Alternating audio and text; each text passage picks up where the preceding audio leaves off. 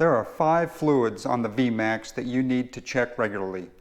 4 of them you need to check before each ride. However, I must warn you, Yamaha did not make checking any of these fluids very easy.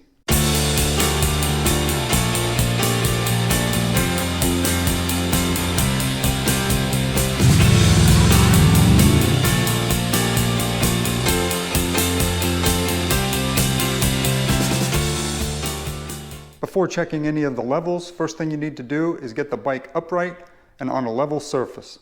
And as you can see, I have done that, and I am using a rear stand to do that. And in fact, this is the Pitbull rear stand that I made a video on several months ago. I will put a link to that in the description on how to use it. And also I'll put a link in this description as well on where you can find a Pitbull stand if you are interested in it. Now I will say that some of you are probably going to say, well, that bike is not totally level because the rear wheel is off the ground by an inch or so. Well, I can already tell you that I have experimented on this in the past, and it makes no discernible difference whether that rear tire is touching the ground or if it's up an inch or two with respect to checking the fluid levels. So it does not change where it is on the indicator. So having said that, let's go ahead and get started. Okay, we will start with the engine oil.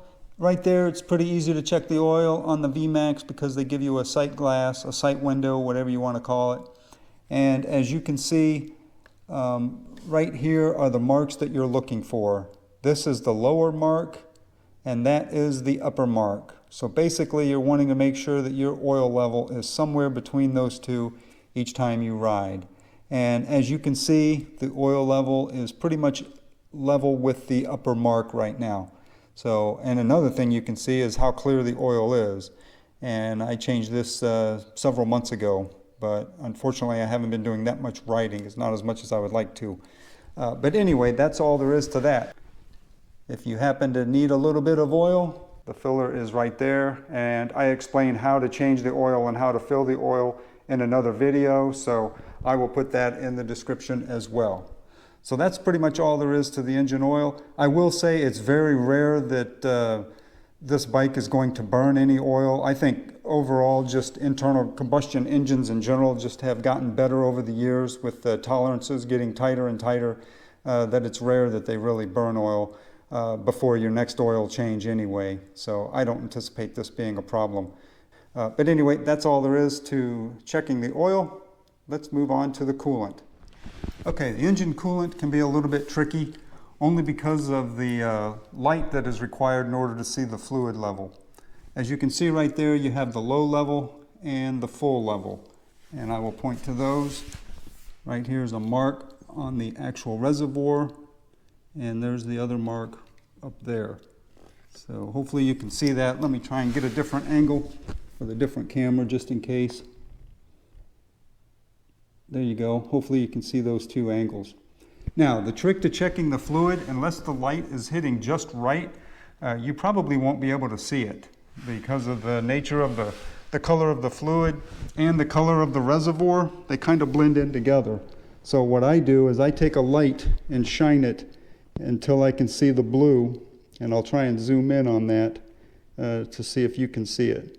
Hopefully that's a good angle. You can see it's right at the full mark. And right there, maybe that helps. So you kind of have to just move your light around until you can see the actual fluid in there. And sometimes if it is really low, it is deceiving because there'll be a little bit of residue of the coolant, which is blue, and it'll tend to make the whole container look blue. So it can be deceiving sometimes, particularly when it's low. But anyway, that's what it should look like when it's full. I haven't had to put any in a while. But if you do need to put the fluid in, right here is where you would do that. Right here is the filler cap, and it's not just as simple as popping the cap off because it is held in place by a guard that goes around the cap. So you would have to remove that bolt and then put it in there. The next time I do anything with the coolant, I will make a video on that and show you exactly how to do it. But today we're just talking about how to check the level, and in this case the coolant level is fine, so let's move on. Okay, what you are looking at now is the front brake reservoir, and this one is pretty straightforward. It has a sight window as well, sight glass, and it just needs to be above the minimum mark, which is easily identified right there. So as long as that fluid is above that, you are good to go. Generally, you shouldn't need to add brake fluid. If you do, there's really only one natural way that that would happen, and that is as your brake pads wear, you have to close that gap, and it takes more fluid in order to do that. But that should be something that gradually happens over time. But if you all of a sudden see a lot of brake fluid gone and you have to keep filling it in, then you need to start checking your lines and find out where the problem is, because most likely you have a leak. So it'd be important to get that fixed. So that's true with the front and the rear. So keep an eye on that. All right, speaking of the rear, let's go check that one out. Okay, the rear brake fluid is more difficult to check than the other fluids that we've checked so far, because it's actually under the rear seat, the passenger seat. But to get access to it, at least to check the fluid, we're just going to pop the lever like we are going to fill our gas tank, and we are going to look in there and see if we can see it. So I will grab a flashlight and show you that right there is the brake fluid reservoir. You can see it in there. I'll take some other shots and videos and photos and see if I can throw those up on the screen to basically give you a better angle. Okay, hopefully I can get that in there. You can see that. But there's a mark for the lower limit, and there's also a mark for the upper limit. Just like any other fluid, you would need to top that off if necessary. Now, the trick is, if you actually need to put brake fluid in the rear reservoir, you have to remove these two bolts. So there's a bolt right there, and then another one on the other side to get the passenger seat off. So hopefully you can see that. So pop those two bolts off, and then you will have a cap that you can simply unscrew, just like other brake reservoirs that you're used to on other motorcycles. All right, the final one is checking the final drive oil or the drive shaft oil. And I will say, unlike the other ones that need to be checked before each ride, this one, the requirement is only every 4,000 miles or every 6 months. So basically that's the same interval as your oil change. So just keep that in mind. So anytime you change your oil, remember to come back here and check the drive oil, the final drive oil as well. As far as replacing the final drive oil, that only needs to happen every 16,000 miles.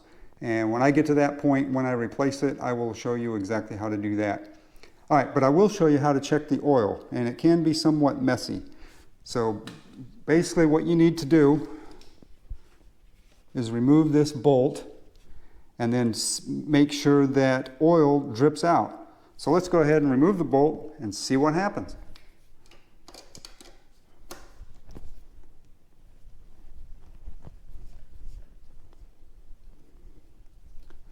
And I'm going to quickly put it back in because I don't want oil dripping all over the place. I'll get my hand out of the way so you can see. And I also have a paper towel handy. Okay, I can already see the oil dripping. So there it comes. All right, so I'm just going to quickly plug that back up because we know it's good.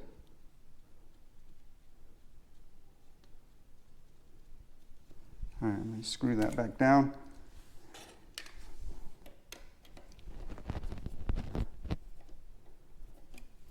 I'm going to wipe it off.